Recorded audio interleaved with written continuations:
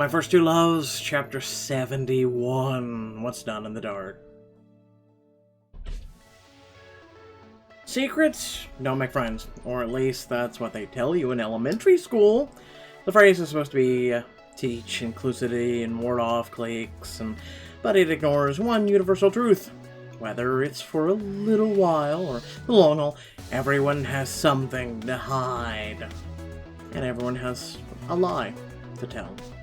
Mason, I can't believe your mom talked up her fancy dinner and forgot to mention we'd have to hike the Himalayas to get any. Talk about burying the lead. As Mac, Ava, Noah, Mason, and I tramped through the slushy mountain snow, I was finding it hard to disagree. I couldn't get the look of Miss Jennings' panicked face out of my mind. She was bearing something, alright. Hey, cut her some slack. She's been working on the menu for this thing forever. She's bound to miss a few details. Well, we're already out here. Might as well make the most of it. We passed by the lake at the base of the mountain, where the ice was clear and shining in the sun. Near one of the banks, a large hole had been cut into the surface.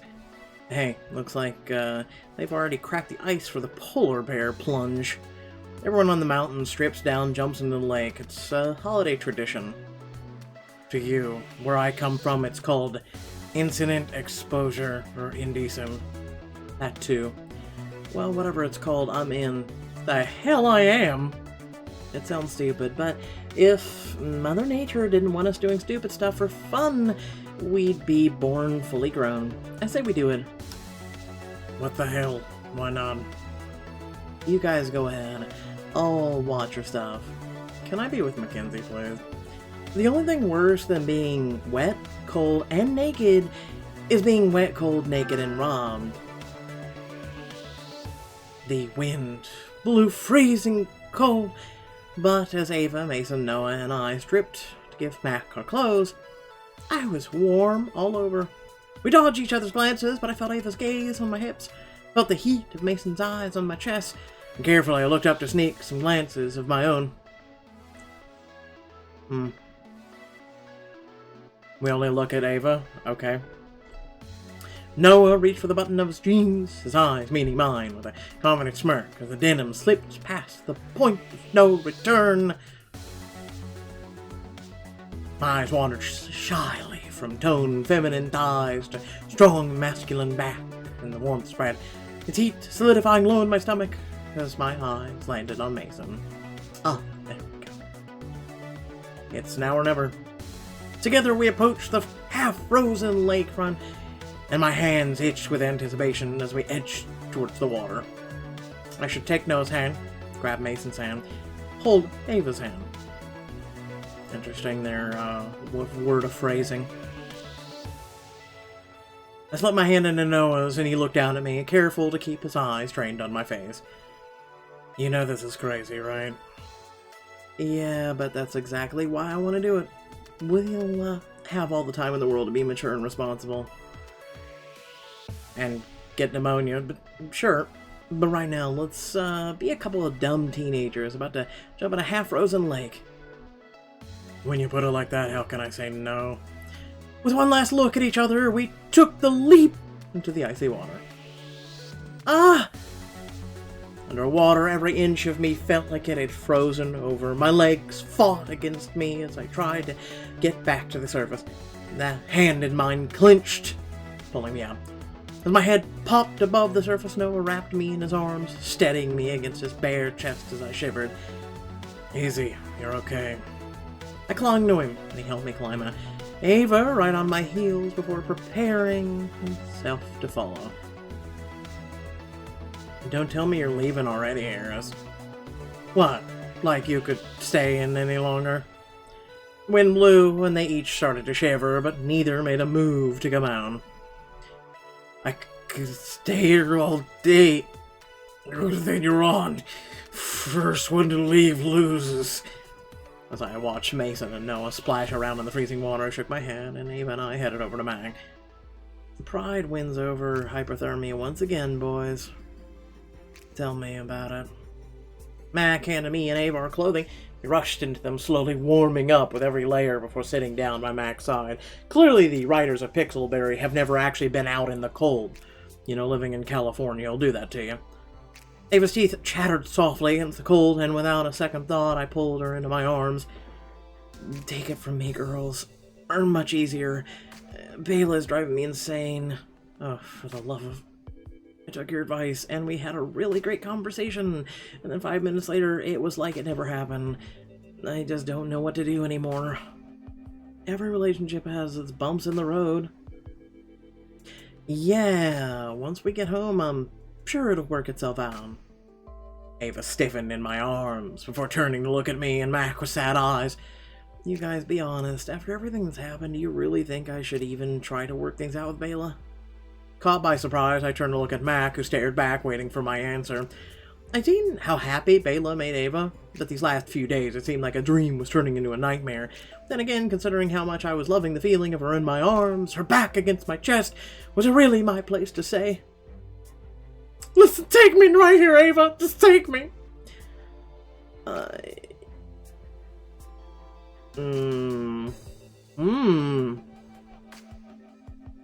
If that's what you want, you should do it. You deserve a relationship that makes you happy. And if that's what you have with Bela, then maybe you should try to fix things. Mac shot me a look, but I shook my head. I couldn't be the one to ruin Ava's relationship. Not again! Nothing beats a failure, but try, right? But no matter what you decide, you always have us in your corner. And with the deck stacked like that, you can't lose. Ava sighed and laid her head against my shoulder. Why is dating so complicated? I mean, I don't have an answer for that. It really is complicated. I'm literally the last person you should be asking. Ava pulled back to look at me, her eyes met, and I couldn't help but let my gaze sink to her soft lips. Suddenly the boys rushed over and ransacked a nearby pile of clothing, throwing each other items as they found them. Oh, you totally got out of the water first. You were halfway there before I got out. We all saw you. They turned to us for our opinions, and immediately I felt their eyes zero in on my hold on Ava. Clearly, she felt it too, because she climbed out of my arms, and the cold mountain air rushed in to reclaim the warm place she'd held in my lap. I'm more interested in getting to see the view. It's freezing out here. Are you guys ready? Yeah, let's do it. We located the snow-covered trail and started our climb, now and Mason leading the pack. Kinda. Dude, this is not the right way. Have you ever even used a compass before? You know what? You're right. Screw the giant trail somebody cut in the mountain. Let's just go with what Mason says. I'm just saying I was a Boy Scout, so if you need help... Yeah, trust me, I got it. As the two of them laughed and joked, it was easy to see how they've been friends once upon a time. Eventually, the sun started its descent, sinking even as we rose. Mason checked his phone. I think we can head back now. By the time we get to the lodge, Chef Veer's 12 hours should be up. But we haven't even made it to the top yet. We're so close. Don't you want to see the view from up there? It's just past that ridge. If you want to go so bad, we'll wait for you here. I won't be the same by myself. I chanced to glance at Noah, Mason, and Ava, and Mac followed my gaze before stepping closer and lowering her voice. If you wanted alone time with a special someone, all you had to do was say so. You make your move and I'll cover the others. Literally, he has been the only genuine relationship this book has offered. Ava's forced on us, and so wasn't Mason. While Mac caused the scene, I slid behind Noah, my hands found his back, and he glanced over his shoulder at me. I jerked my head up towards the peak, and quietly we snuck away to climb the last of the trail. We found a breathtaking view of the mountain down below, miles away. A crop of our mountain ranges decorated the horizon. Literally, look how close that town is to where we're sitting on that quote-unquote mountain that we had to climb 12 hours for. I walked out as far as I dared. The wind whipped against me as I pointed them out. Even a 6-hour climb would not net this height. It would be higher. Either that or you move slower than a fucking slug. That must be Mount Vista Verde, and the one with the rivers look like Mount Trista. This is incredible. Where the fuck do you see a river? Oh my god. But when I looked around, Noah wasn't interested in the view. Instead, he scanned the ground with keen eyes. Not a fan of the scenery? You're not the only one who did your research. But while you were busy learning about all the mountains, I was focused on this one. He dragged his foot through the snow and crouched to examine a crack hidden in the rock. Apparently, we're on an underground cave up there here. We're a little late in the season, but if I can just get underneath some of the snow.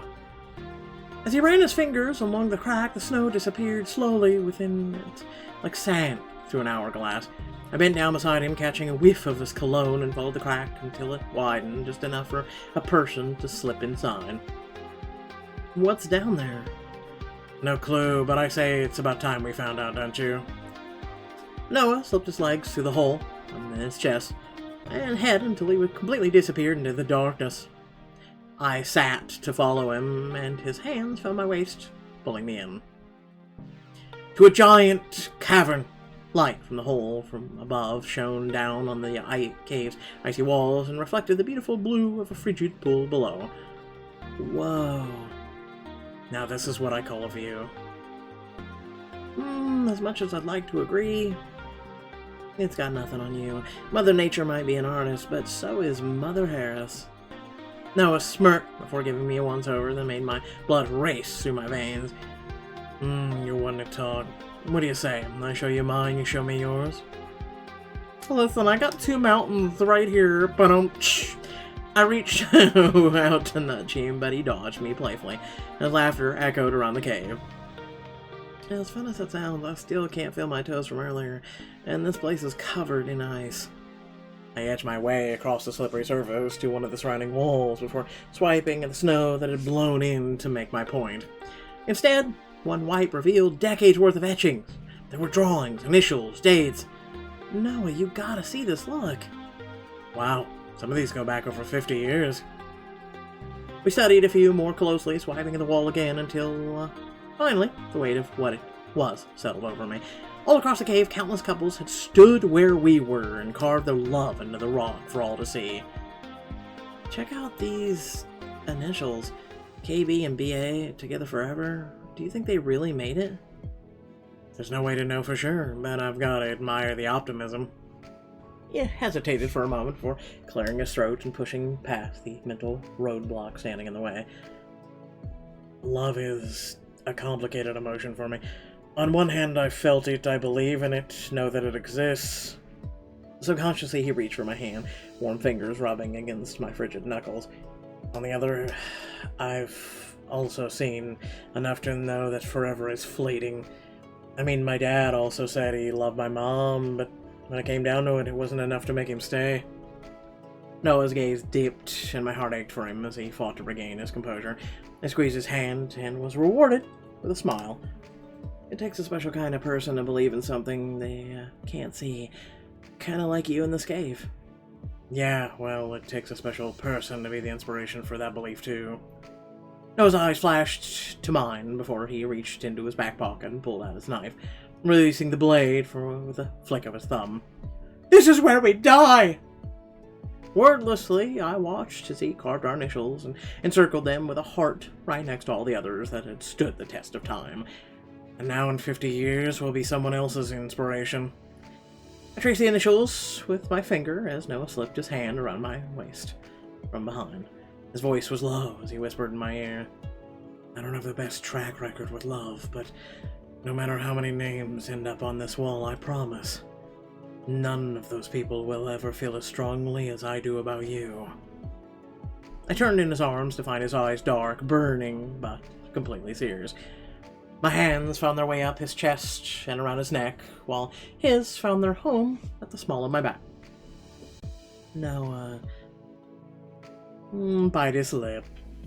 I pressed my lips to his before drawing his bottom lip into my mouth, licking, sucking, and trapping it between my teeth. Noah took my face in both hands, angling his head to slip his tongue right through the gap. I moaned into his mouth as he massaged my tongue with his, and it took everything in me not to turn to a puddle at his feet. I worked my hands down the muscles of his chest, his abs. The lower I got, the more uneven his breaths became. Emma. Without warning, he pushed me against the cave wall, the crisp cold soothing my burning skin. His hands teased the skin just underneath my shirt, freezing against my stomach as his lips covered mine in a smoldering kiss. Above us, thunder rumbled through the sky, and the acoustics of the cave played with the sound, amplifying it, swatting it around space until we were covered in it. We pulled apart listening as nature did as it pleased. That doesn't sound good. We should get back to the rest of the group. And if I'd rather stay here? With a smirk, Noah pressed a teasing kiss to my lips, pulling away as I leaned ever closer. Don't tempt me. He helped me out of the small opening and back into the open air. Then his strong fingers grasped at the rock, working his own way out. By the time my eyes adjusted to the light, he was there in front of me, extending his hand, and together we hurried back to the rest of the group. Later, after we'd cleaned up for dinner, I peered out the window at the snow that had started to fall in sheets. Looks like we made it back just in time. It looks nasty out there. Don't you worry about that. What matters is that you'll be taking another 12-hour hike. Is that we're all here surrounded by our friends and family. And good food, so let's eat it before it gets cold. As I took my seat at the table, Mason on my left, Noah on my right, Ava across from me, I couldn't help but think maybe they were right. For the first time in a while, the pieces of me had come together in the spirit of the moment I raised my glass. Happy holidays, everyone. Happy holidays. Around the table, we clinked our glasses and dug into the first course. Just in time for the power to go out, plunging everything into darkness. Even though we had a roaring fire in the fireplace. Just ignore that, it must have been electronic. You have got to be kidding me. Let's not panic, it's probably just a blown fuse, or a down power line from the epic storm that just blew in. It was really coming down out there. My dinner, it's ruined. Really? Did it suddenly get freezing cold and we can't eat it no more?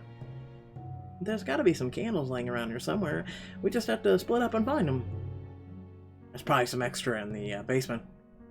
Immediately I felt Mason and Noah each turn to face me in the darkness.